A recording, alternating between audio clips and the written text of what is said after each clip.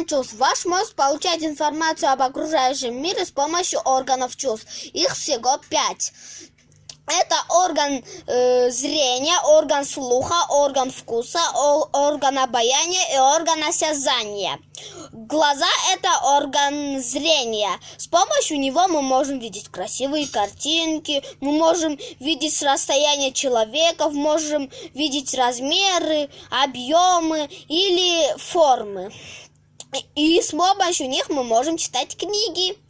Второе – это орган слуха, уши. С помощью них мы слышим мелодии, музыки, речь человека. И все, что говорится и слышится нам, за них отвечает орган слуха. Третье – орган вкуса. С помощью него мы можем различать вкусы, например, соленое, горькое, острое или сладкое. В наших языках есть специальные такие сосочки. С помощью них мы можем различать вкусы. Вкусы соленое, сладкое, горькое и острое.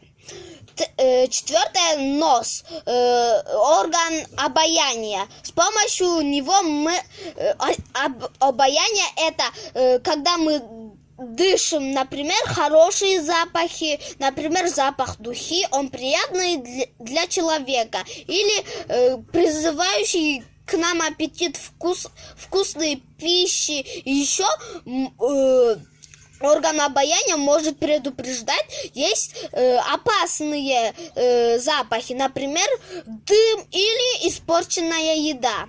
Кожа – это орган осязания. С помощью них мы можем чувствовать, какие предметы, например, твердые, мягкие, гладкие, шершавистые, холодные и горячие. Например, мячик, он круглый и он мягкий, а лед холодный и он квадратный.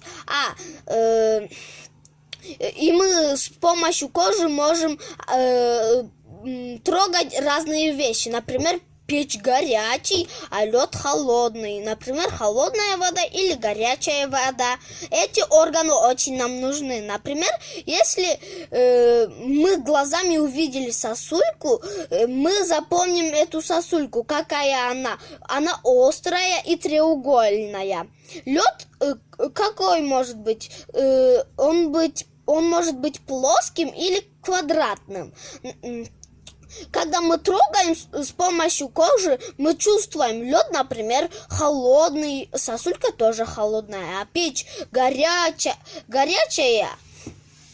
а мячик мягкий. И все эти органы надо сохранить, и их надо беречь.